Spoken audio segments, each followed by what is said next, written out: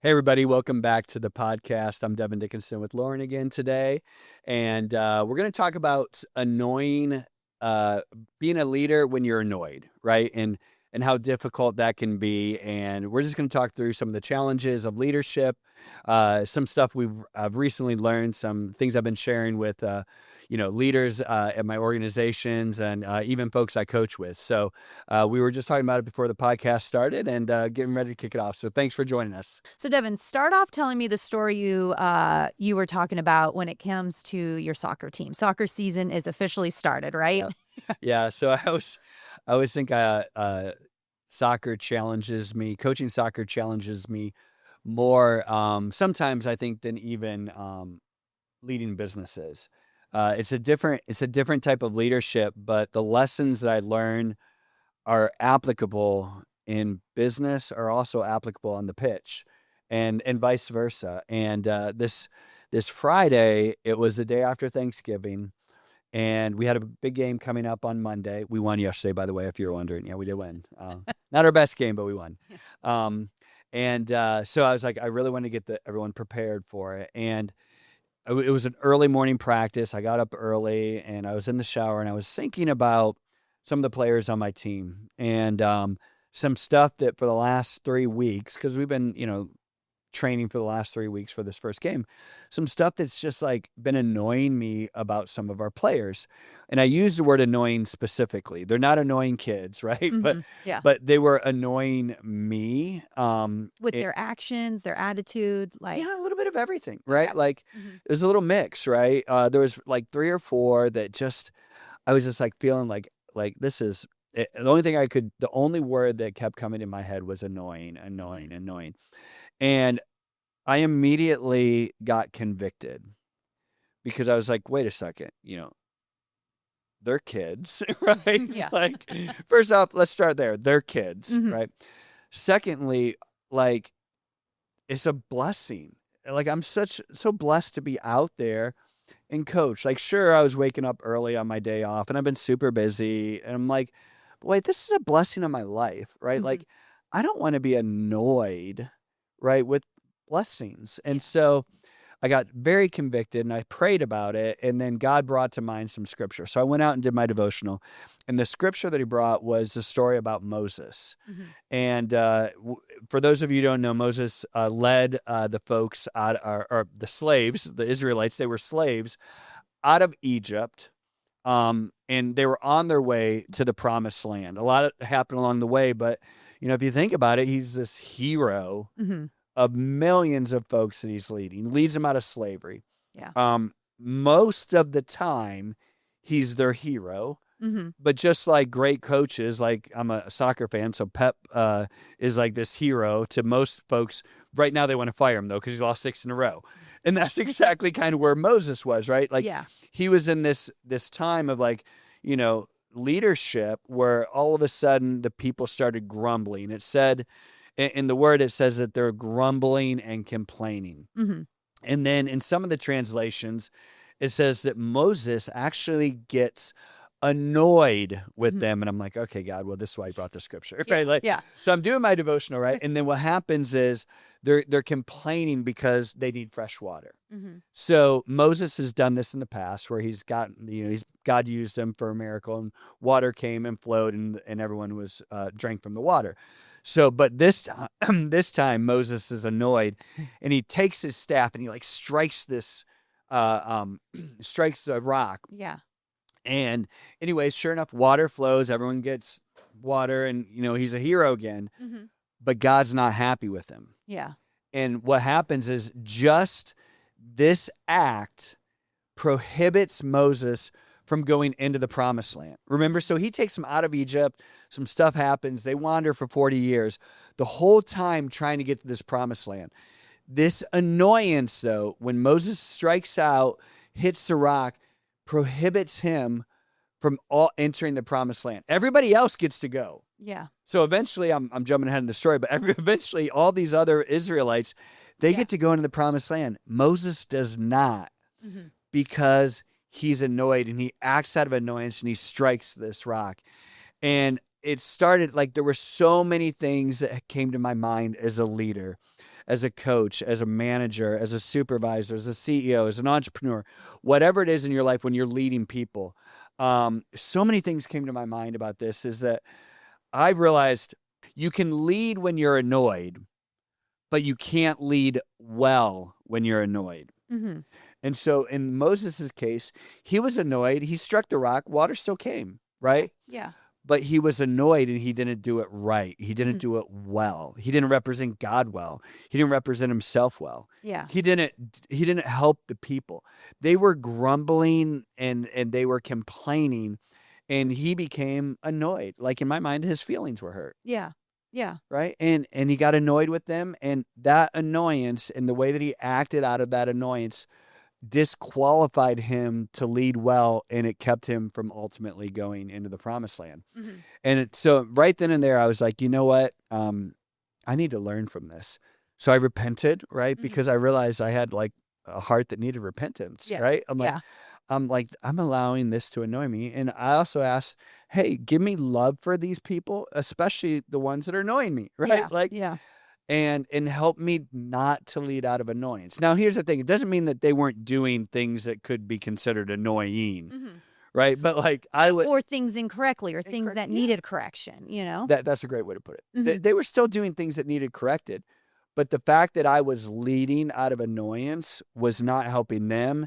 It wasn't representing me well. It wasn't representing who I wanted to be. Wasn't representing our organization well. Yeah. It wasn't representing Christ well. It wasn't all of these things. I was like, I'm not representing correctly here. Mm-hmm. And so I repented and I changed my mind Mm-hmm. and went and had probably one of the most productive 2 days of practice.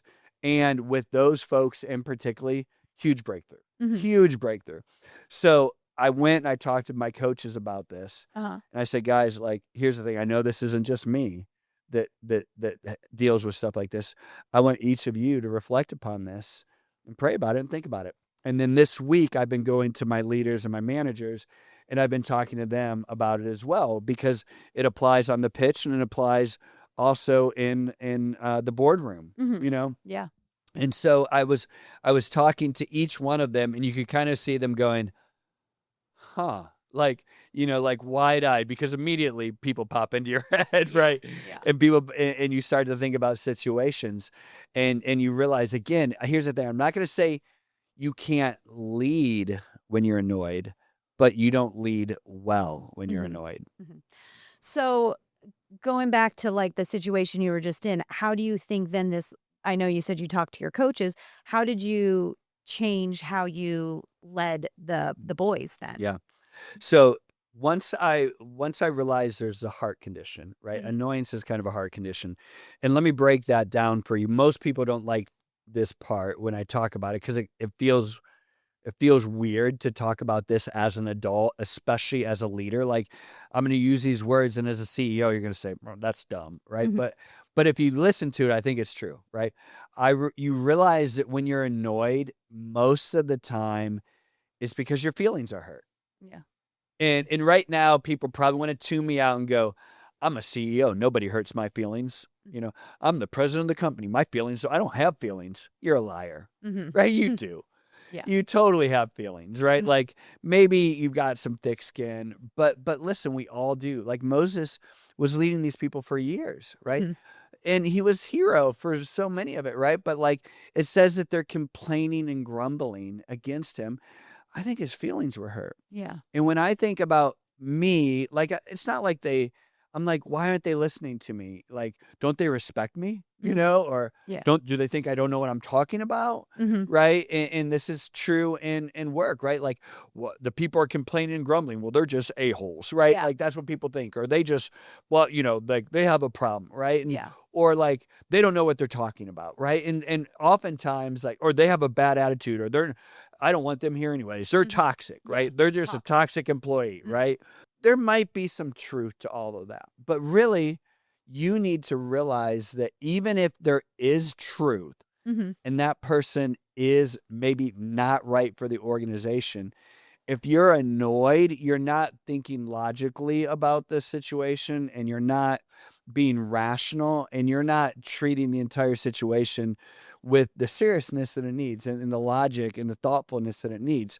And so what needs to happen is you need to first off try to emotionally realize, okay, my feelings may be hurt. Mm-hmm. Let's go back and figure that out. Like, why are they hurt, right? Mm-hmm. Is there any truth to what's going on? Is there any truth to what the people are saying? Like, maybe I do need to, maybe the reason why they're annoying and complaining, maybe there's some reason that they should, right? Yeah. Maybe some decisions haven't been great. Maybe there's some stuff in my company that needs changed, right? So first off, really reflecting upon, is there some truth there that can be learned? And most of the time, I found that there is. Mhm. Most of the time, I found that there is. But secondly, let's say once you get past that, right? You really go, you know what? This person, they're not right for the organization for whatever reason that may be. But realizing that you care for that person rather than you're just annoyed with that person. Like, again, they may be doing things that are annoying, but you can't be annoyed with that person. Yeah. You have to put, the Bible talks about, loving your neighbor as yourself, right? Well, this person is your neighbor, right? Mhm. And you've got to think about, like, how would you want to be treated in this situation, even if you're wrong, right? Yes. Because here's the thing. I've been wrong so many times. We've all been employees. We've all said dumb things. We've all been annoying at Yeah. time ourselves. Yeah.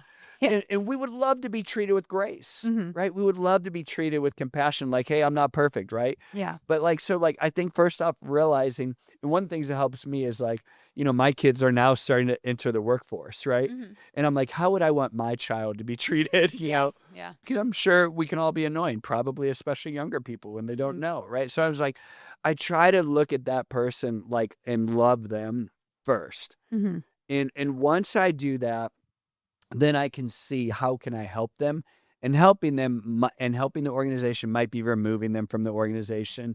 It might be disciplining them or whatever it is. Yeah. Additional training. Absolutely. Additional training even, right? But like this, you can't come up with the right conclusion, in my opinion, if you're annoyed. Mhm. So you've got to kind of repent. You've got to get past that. You've got to look at that person with love, and you've got to deal with that person in a loving manner.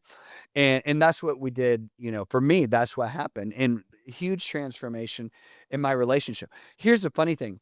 I don't think I actually even corrected or said anything that I hadn't said before. Uh-huh. Right. But all of a sudden, because it wasn't out of annoyance, Yeah. they could tell I had stripped away that annoyance, and it was out of love. Boom. Immediate responded change. differently. They responded. Yeah, absolutely. And so that's what I was saying. Like, you can lead, you just can't lead well. Yeah. Yeah. It seems like too, some of this comes down to having conversations, whether it be with your leaders or your other managers, if they're acting out of annoyance, or again, like you were saying, is when you're evaluating, why is this employee annoying me? Is it because it's real, or it's a real reason that they have this feelings or these attitudes, or is it something not? How do you approach those kind of conversations? So I think once you kind of, do your own introspective, then you can kind of dissect the issues, right? And so it's funny. I talked earlier in the podcast about how what's true in the boardroom is kind of also true on the pitch, and what's true on the pitch can be true in the boardroom, right? Yeah. And so these lessons I've kind of learned both ways, right? So what I've done we've gotten religious about at the company is making sure that we have job specs for what everyone does, right? Because when people are, annoying, it's a couple of things. Either they're not doing their job well. How do you show them they're not doing their job well? Or they have bad attitude, disruptive, right? And those are pretty much the two areas that, like, you're going to have to correct in business, right? And so what we've learned in business is, if you have a job spec, you can point to things that they're not doing in their job spec. Like, hey, here's what we've hired you to do. Let's talk through each of these 8 points, right? Here's kind of the requirements of your job. Here's what your expectations are, right? And it should be obvious whether they're meeting or exceeding those expectations or failing, right? And so to be able to point to that job spec will help you in your management. And then separately, if they're like, well, they're doing all of those things great, but they're, complaining, or they're causing disruption. They're fighting with other managers, other leaders, or whatever. Now we can narrow down and zero in on those. But having very direct conversations are the key. And again, you can have a direct conversation if you're annoyed, Mm-hmm. but it's not a good, productive conversation. Yeah. And so for me, the best conversations I've ever had is once I've stripped away that annoyance, I can talk through hey, you're either A, doing well with your job spec, or B, we have, attitude, relationship issues, right? But if part of if the approach is annoyed versus, caring for the person, it's going to be received differently. It will be effective. It will be ineffective, most likely, Mm-hmm. if you have that annoyance. And so we were, having the direct conversations, but you have to have the right heart. Mm-hmm. And you also have to understand that their heart's probably annoyed as well. Yeah. Right? So if you both come in annoyed, Not going to get anywhere. not going to get anywhere, right? But if you can come through and be very direct, and you can point to job specs, you can point to specific situations, you hopefully will have real transparency and trust. Mm-hmm. And we were talking about this earlier, that folks won't always agree with you. Yeah. And they shouldn't, right? Like if Mm-hmm. everyone in your organization agrees with you, you just have a bunch of people just like you, and you're going to limit your growth, Yeah. right? But within your organization, there's going to be all kinds of different people. And so to be able to have very direct conversations with, these are the expectations you're meeting or you're not meeting, and being extremely clear in your communication and extremely direct. I'm not talking about cold-hearted, but clear Yeah. and direct. It builds trust. Mm-hmm. They might not agree with you, but they will trust that what's coming out of your mouth is the truth, Yeah. and that you're being transparent and honest with them. And again, they might not even like you more, but they're going to respect that. Yeah. And that's that. And so what happened is, an example was with my team. Okay. I took the same job specs that I do for work, Uh-huh. and I created job specs for my team. Okay. So in soccer, there's lots of different positions, Mm-hmm. and what I did is I wrote up what a position looks like. Like what a forward should be good at, what a keeper should be good at, what a center back should be good at, Mm-hmm. all these different positions, what they look like, right? So like a center back's big and scary and tough and mean, and nobody ever gets by him, right? But Yeah. they might not be the best finisher or whatever. So anyways, there's kind of like a description of what the person's like, right? Okay. And then there's what they do and what they never, or the do's and don'ts, Uh-huh. right? Yeah. And so we wrote this out years ago. Mm-hmm. And so every year, at the beginning of the season, Mm-hmm. I'll sit down with my entire team and say, all right, who's a right fullback, right? And they raise their hand, they have to stand up. And we go through and we read that job spec, and Uh-huh. they understand it. And then I'm like, let's talk about that. And then I'm like, does anyone have any questions? And they're like, no, great. Well, I had a situation with one of my players where I'm really proud of him. He's like, hey, coach, I want to talk to you because I think I should be starting. And I said, I'm really proud of you for coming to talk to me instead of just being annoyed, right? Yeah. I'm sure he was annoyed, but Yeah. like he had the courage to come and say, I'm going to have a direct conversation with my Yeah. coach. Instead of letting it fester and Absolutely. potentially grow to other parts of the team. Absolutely. I was really proud of him. I told him, dude, I'm super proud of you. Mm-hmm. Bring your job spec and let's go over it. Yeah. Right. And so he brought it, and I said, okay, you realize that there's someone starting over you? And he's like, yeah. And I go, well, I'm going to evaluate you on the job spec versus that person. I said, this isn't so we nitpick each other, right? Yeah. Because we don't want to envy or compare, right? But like, I have to, as a coach, go through and say, who's better in each of these scenarios, right? And so we went through, and by the end of it, he's like, he could tell I was totally transparent. Mm-hmm. I didn't hold anything back, and he didn't either, Mm-hmm. and we got everything out that, and I'm like, okay, so now you see why I score you, why this person is starting over you. And he goes, fair enough. I get Mm-hmm. it. And I said, but he's like, but what if I change these things? And I'm like, you have my word that the minute in my eyes you're doing better than the other person, I will make that change. Yeah. But I also challenged him, and this is what we do as leaders, right? This is a situation Moses was in. This is a situation every leader's in, whether you're, a manager at, McDonald's, or whether you're the CEO of Apple. Like, at the end of the day, you're in a position where you're going to make decisions that not everybody's going to agree upon. Yeah. And he said, well, if I do these 3 things, why start? Mm-hmm. And I said, I guarantee you, the minute that you're better and I evaluate, because remember, the other person's also doing things. Doing the things as well. Right. Yeah. I said, you have my word. The minute that I believe you're better, you're going to start. Mm-hmm. And I also said, and he's like, I could tell he didn't like that answer. Mm-hmm. Right. But I said, here's the thing. Have you ever been in my situation before? And I think this is effective for leaders, right? And I think it's effective for parents, right? Mm-hmm. I've started using this approach with my kids even, right? Listen, like, you've never been a parent before. Mm-hmm. You've never been a coach before. You've never been a director of marketing before. You've never been the sales leader before. You've never been a president of a division before, right? So you don't know what goes into these decisions. But I think you trust me, that I'm honest, that I'm transparent, and that I speak to you truthfully. He's like, yeah. And I said, so at the end of the day, we won't always agree, but understand that I will have to make hard decisions you may not always agree with. And he said, that's fair enough. Mm-hmm. And so anyways, whether he'll start or not, kind of up to him and up to my perspective. But our relationship elevated way high. Mm-hmm. His respect for me, I think, went up. My respect for him went up. Our understanding for each other went up. And he was able to, like, strip away some of the annoyance, I'm sure, that he had with me. And I wasn't annoyed with him, but if I had been annoyed, it would have been a harder conversation to have. Yeah. And so, like, right now, I'm probably, as you're listening, you're thinking about conversations you've had with your kids that have gone the wrong way, Mm-hmm. right? Yeah. Because you're annoyed.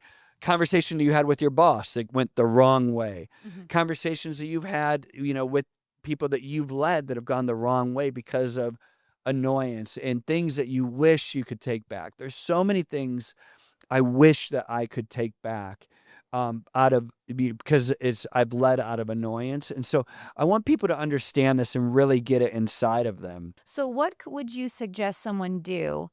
One, just in the moment when you're feeling that annoyance, and there's been times, I mean, like, I'm guilty of it, where I'm like, I'm annoyed, but I'm going to address this right this minute because I'm so angry, or like my emotions are so high, it's not going to calm down. Just to drop it down at that point, and then even on a daily basis, if it's an ongoing annoyance, just to kind of like curb those emotions. Yeah. What would you suggest? So the great thing, this last situation that went really well, is I said, we're going to talk about this tomorrow. Mm-hmm. Okay. So he had a chance, and I told him specifically, I want us to talk about it in light of this job spec, right? So I think when you have a situation and someone who works for you, or you're going to your supervisor or whatever it is, I think the first thing is to be clear that you want to have a conversation. And I think you don't do it then, right? Mm-hmm. Like, I think you schedule it you schedule it, but you also are very clear about what the conversation is going to be about. Okay. Right. So even with vendors we've talked about this before, even in this group, right? Like, there were things I felt like we needed to do differently. And so I said, hey, I want to talk about these things. Right. So first off, everyone has a chance to make sure that they're not annoyed, but, like, you're going to deal with problems. Right. Yeah.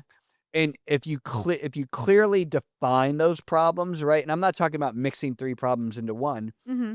If it's 3 separate problems, it's 3 separate problems, right? And so saying, I want to talk about these particular things, right?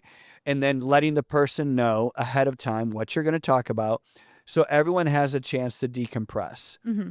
And specifically address those issues, right? Yeah. So we're going to come in. We're not going to talk about other things. We're going to stay on point. We're going to stay on this topic. If there's other things we need to address, we'll address that at a different time, or after we address these topics. So I think it keeps you on point. Mm-hmm. It allows you some space to do some reflecting for yourself, and also to clearly outline what your issues are on either way, and also letting them have the same opportunity, right? Yeah. Because they have a valuable opinion. They are a valuable person.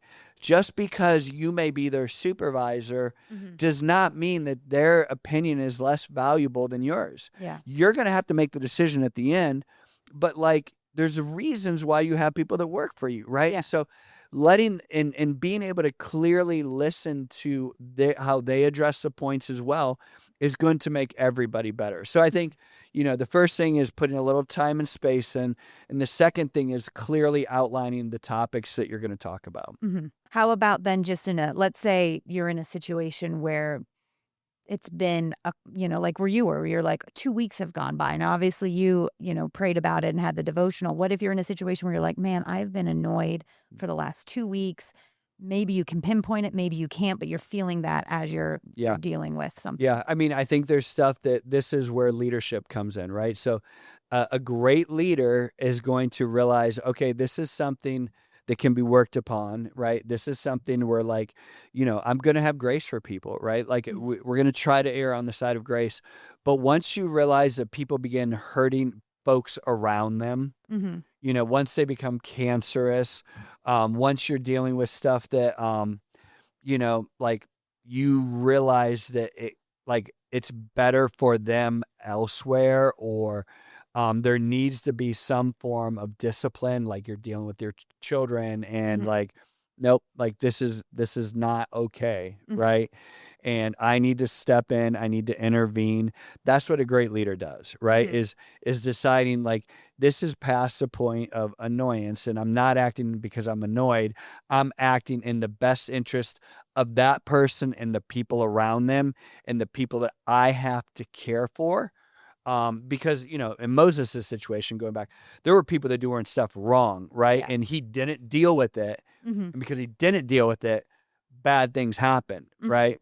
And so that's why I said people don't always understand the pressures of a leader, right? Yeah. And so the pressures of a leader is you have to make these hard decisions.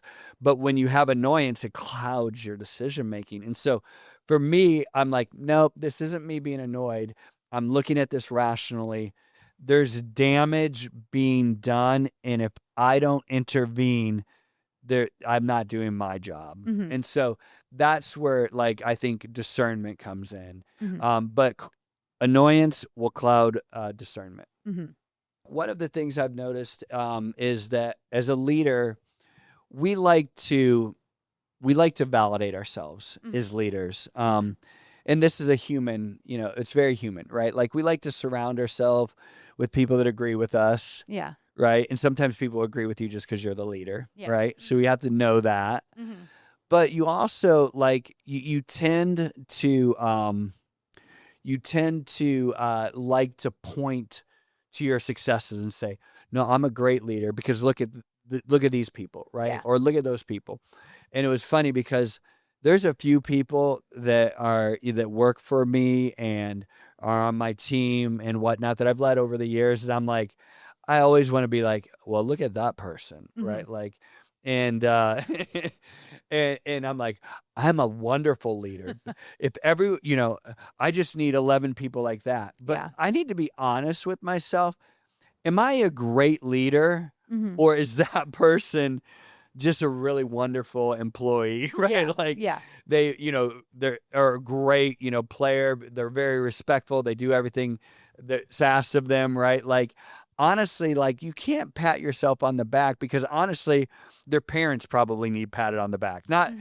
not you, because it has nothing to do with you. Because really great leaders, there's always going to be people like that, right? Yeah. And thank God that there are, right? Like Mhm. they're wonderful, easy to lead. But we tend to want to pat ourselves on the back and say, look what a great leader I am because look how great this person listens. Mhm. These other 8 people are morons, Yeah. right? Like that's what we want to say. And so we want to validate ourselves because a few people are doing things the way that, we perceive Mhm. to be, uh, great employees or great players or whatever it is. But really at the end of the day, that's on those people. And a great leader is going to learn how to work and deal with everybody. Mhm. One of my mentors was explaining to me, because I was talking to him. I'm like, wow, like it's super impressive. You lead these different companies and you always bring value. And I'm like, that just seems so hard. And he laughed and he goes, that stuff's easy for me, right? Mhm. Like, and he goes, what's hard for me is at my company that I run. He he said we only hire like Stanford MBAs or Wharton MBAs, and he goes, what's super hard is leading those people. Mhm. And I was like, what? And he's like, yeah, because they're incredible. They're incredibly talented, and they have crazy high expectations, Mhm. and they're super smart, Yeah. sometimes way smarter than me. Mhm. And he goes, try leading those people. Yeah. And I was like, huh. And I was like, all of a sudden I got it, right? And you start to have like empathy for like professional coaches, right? Yeah. Like anyone can lead people that are like, hey, like, yeah, just tell me what to do, coach. I'm just happy to be here. Yeah. Just tell me what to do. I'm just happy you gave me a job, right? Like those folks are easy to lead. But try leading someone that has 5 other job offers that are paying more than you, Yeah. right? Mhm. Try leading someone that's probably smarter than you. Mhm.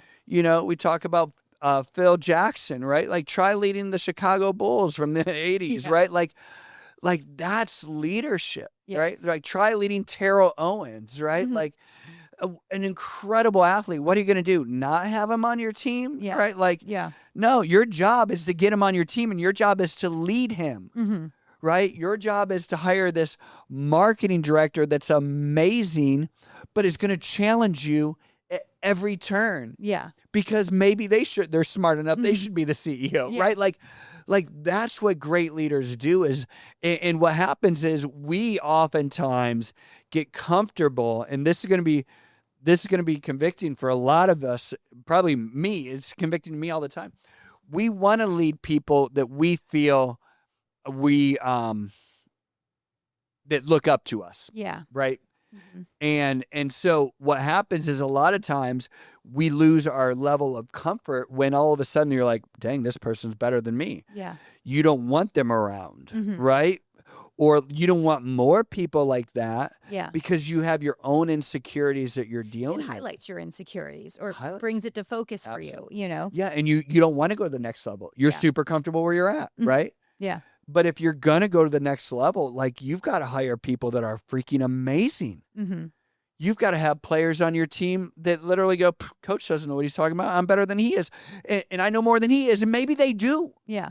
And you've got to be comfortable with that, Mhm. right? And you've got to learn how to lead and manage that. Mhm. And that's a new trick for most people, right? To learn. Yeah. And it becomes very uncomfortable. And so I find many people level off because they don't want to lead folks that are Mhm. better than them. They don't want to lead folks that are challenging them. It's uncomfortable for It's them. super uncomfortable. Mhm. And imagine now you're annoyed, right? And like you don't even know why you're annoyed, but you're annoyed because you're insecure, Yeah. Yeah. right? Like, how do you lead those people? Yeah. How do you challenge them? How do you make them better? It Mhm. becomes very difficult, right? So, and I don't have all the solutions. I'm learning this as I go. But I think oftentimes just recognizing that you will limit yourself because you don't want people that are better than you or challenge you or know more than you, right? Mhm. Yeah. Because of your own insecurities. Mhm. Who do you think's been the most, without giving it away, who do you think's been the most challenging person you've ever had to lead, and what lessons did you learn from that? There's 2 folks that come to mind that have been very challenging to lead in business. And both of them were very different outcomes. One of them was had really great ideas, but like appeared to cause problems, Mhm. right? And this is where like I had to kind of understand whether it was legitimate or just annoying, right? Like, Yeah. because annoying again sometimes happens because of change or insecurity, right? And so it took me probably about 4 or 5 months of observing, having very direct conversations with this leader in the organization because there was some good stuff that was happening, right? But I had to kind of get behind the curtain, right? Mm-hmm. And I had to decide whether this person was just making waves because they were different and they were challenging us to do things differently, which can be a great thing, Yeah. or whether they were disruptive and just someone who wants to pick a fight, Yeah. Mm-hmm. Because there was a lot of disruption, Mm-hmm. not just with one person, but with several people, right? Okay. And so I was able to get past the annoyance, Mhm. right? And look at things very logically and kind of, really understand what was going on. And when I really dug in, the problems were that the person was quite rebellious, didn't respect other leaders within Mhm. the organization, was creating many civil wars, right? Okay. Like Mm-hmm. kind of getting their team against It's that other team, and Yeah. and creating disruptive toxic behavior, and it was patternistic. Mm-hmm. It wasn't just a one-time thing, and so that person, very rationally, we had many direct conversations and was exited. Mm-hmm. You know, the other person, similar in nature, right? Mm-hmm. We're like very disruptive, Mm-hmm. but again, disruptive is not always bad, Yeah. right? Many times your organization needs disrupted to evolve to the next level, to do things that it's never done before, to look at things in different ways. Mm-hmm. And so this person was very disruptive, caused conflict across different organizations, Mm-hmm. had conflict with other leaders. So lots of the same situation as my Yeah. other person, right? Yeah. Again, it was about a 4 or 5 month process that I was looking behind, the curtain and trying to understand, was this just disruptive because the person was bringing new ideas, new ways of doing things, and we were just kind of resistant to that change? Yeah. And, most of your leaders have their own alpha Yeah. territorial behavior, right? And so Mhm. leaders are gonna bump heads, right? And it's, again, not a bad thing. And however, in this scenario, I realized that the intention it wasn't creating Yeah. it wasn't creating toxicity. It was just creating conflict Mhm. and disruption. Mhm. And the more that we dug in, the more that we were like, hey, half the time, this disruption's needed, Yeah. Okay. and nobody else had the courage to kind of go in there and throw elbows, Yeah. and this person was making us better. Now, did their approach need to be corrected? Absolutely. Mhm. Right. We dealt with the approach, and this person still has some approach Yeah. issues and some of their own insecurities and whatnot that they need to deal with. But once we were at a point in our, leadership style, because it was myself, a CEO, and a couple other people were kind of evaluating the HR. We were evaluating this. We're like, no, this person's actually a real asset. Mhm. We need to learn how to adapt and not be annoyed with them. Yeah. However, there's some things that they need to correct in their own behavior. And that person has really helped propel us probably 2 or 3 notches higher than could have ever been on our Yeah. own because of that, disruptive nature. And had I acted out of annoyance, like, because this person was probably more annoying than the other person, right? Mhm. Like, had I acted out of pure annoyance, probably would have been gone in Yeah. 60 days. Mhm. So it seems like it all comes back to when you're feeling that annoyance is pinpointing where's it coming from? Yeah. Is it coming from change that I don't like? Is it coming from my own pride? Or is it coming from this person or this event is toxic? A real, like, cancer developing, and Mhm. really you can't properly diagnose. Imagine a surgeon. Would you want a surgeon doing heart surgery on you if they just got in a fight with their spouse? Yeah. No. You know? Yeah, that's what happens with leaders all the time, right? Mhm. Like, we go in and make huge decisions and we're just annoyed, Yeah. right? And like, I don't want to make a decision like that. I don't want to react like that. I don't want to have a conversation like that when I have this, annoyance going on. Mhm. And so there's this, as we think through this, there's so many things in my life that I would have redone, Mm-hmm. you know. Um, but moving forward, I don't want to have to learn this twice, Mm-hmm. you know, Yeah. because I now have learned it, right? Yeah. Yes. And so I'm getting kind of new understanding on it, even, as we talk through and have this podcast, but thinking about, how many areas of your life this applies to, like Mm-hmm. your relationships, your leadership, even like your neighbor, right? Mm-hmm. Like how many people fight with their neighbors? It's kind of an absurd, Yeah. to think about that. Like your neighbor really can piss you off that much. Like Mm-hmm. it's kind of an absurd thought, right? Yeah. Like, and so you think about all of these different things in our life that we allow to expand, explode, and that cause unrational behavior in things that are going to disrupt our leadership. Mm-hmm. For me, this is all super fresh, and this is one of the reasons I want to do the podcast on it, because this is something that's less than a week old for me. Mm-hmm.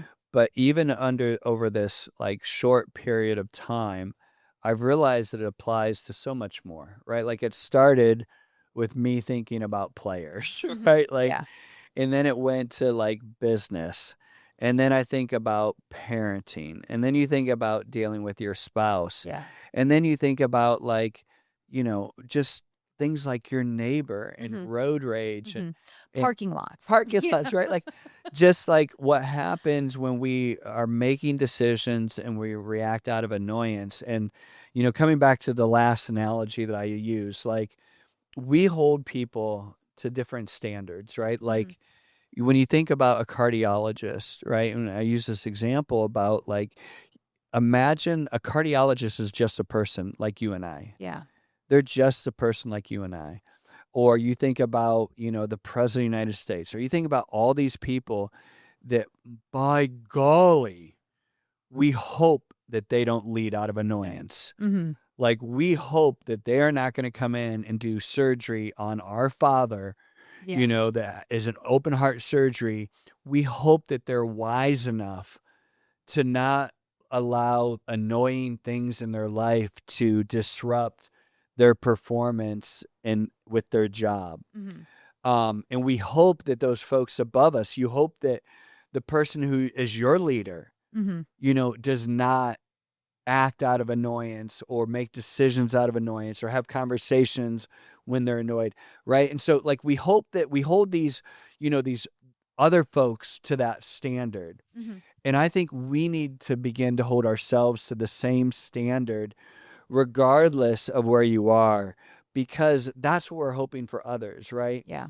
And so understanding the impact it could have on a cardiologist doing surgery, also understand the impact of what it has on you on Monday morning when you haven't had your coffee and you need to have a hard conversation with someone, Yeah. right? Like, Yeah. Mm-hmm. hey, maybe I need to have the same discernment that hopefully that cardiologist has. Yeah.